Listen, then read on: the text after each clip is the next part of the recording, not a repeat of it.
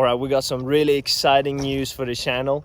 This girl right here made it through the first stage of LPGA Epson Tour Q School. So Hannah's got a chance for LPGA Tour card. She just needs to pass the second stage too into the final stage and play well, but she did take the first big step. So give us a little insight here. First of all, how did you prepare for Q School this year? I think that was something we did really well because we didn't get to Palm Springs too early where it's 115 degrees and humid.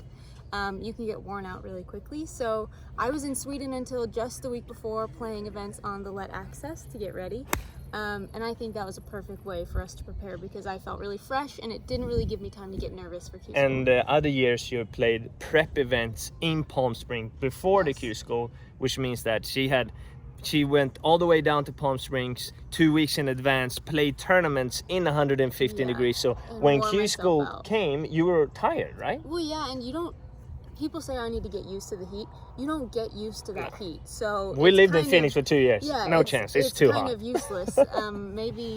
I just don't think that's something that your body will get accustomed to. So for me, I thought it was a better choice to prepare more away and then show up right before. Yeah. All right, keep practicing. I'll ask you a couple of questions. So first of all, for those who don't know, what does this mean? What does it mean to go through the first stage of Q School? Yeah, I think if you want to understand really what it means, you have to understand the levels of Q School. Yeah. So Q School is the qualifying school for tour. This is LPGA Q School. So if you get all the way to final stage, you are fighting for an LPGA Tour card. If you fall below that and you don't make it through all the way to final, you're fighting for an Epson Tour card. So it's kind of similar to how the PGA Tour used to be set up. But basically the first stage is just kind of weeding out people who aren't really going to play a full season on Symetra or Epson now. So basically it was 315 girls at first stage and they cut it down to the top 100.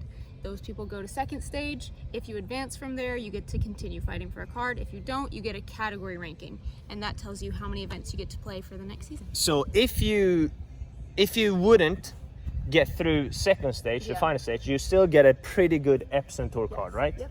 You would probably, I think if you get to second stage and you play pretty well, you're pretty much guaranteed half the events. Cool. So Hannah is going to be playing on a much bigger tournaments than what she's done the last couple of years, which is crucial because for girls, they don't have the PGA Tour Latino America or PGA Tour Canada or other options. It's play well at Q School or play mini tour events. So now she's actually going to have a chance to play bigger international events or bigger tournaments than compared to what you used to. But also it's just having status on a tour and knowing what events you get to play in for your year is huge for a mini tour golfer. Like, when you don't have status, you're out there scrambling to find events to play in and trying to stay fresh, get ready for Q School again. And it's just really, really draining to not know when your next tournament's going to come. So I think that's huge. That's huge. Okay, so what are we going to do to prepare for second stage? Well, what's the plan? What's the game plan? The first thing we had to do was notice what I didn't do very well. Because I did play well at stage 1, but there was definitely some things Fred and I noticed we needed to tighten up. My lag putting was really not great. My mid-range and birdie putting range was really good. Short putting was great. Yeah, I don't think we missed a single putt within 5 feet all week. So that was a huge positive to take away from it.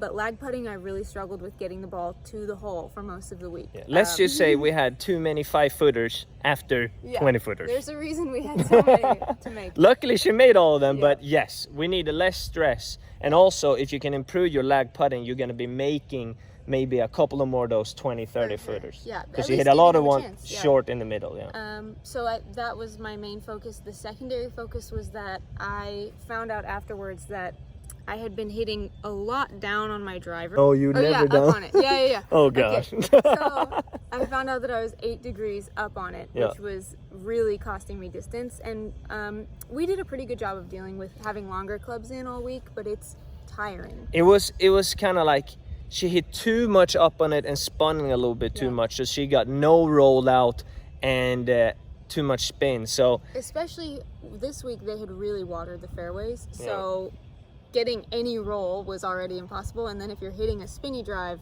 it's not going to go as far. So we made our way around, hitting some hybrids and 6s and 7 irons in. I would like to not have to do that at Yeah. second stage. So those are my two focuses. I bet it. So that's it, guys. This was just a little update vlog about some really good stories, especially for Hannah. Is obviously the content is going to be a lot better when we're both playing bigger events. So I'm actually traveling the day after tomorrow back to Europe, and then I'm going to spend 1 week in Spain to prepare for DP World Tour Q School, which is the European Tour Q School. So hopefully I will also get through first stage, and together we're gonna have to try to get all the way to final and get our cards. But that's it for now. If you guys have any questions about Q School or how it works or whatever, drop them in the comments below, and Fred and I will jump in and answer them. Absolutely. I just gotta fly up my nose. Please subscribe to the channel. See you next time.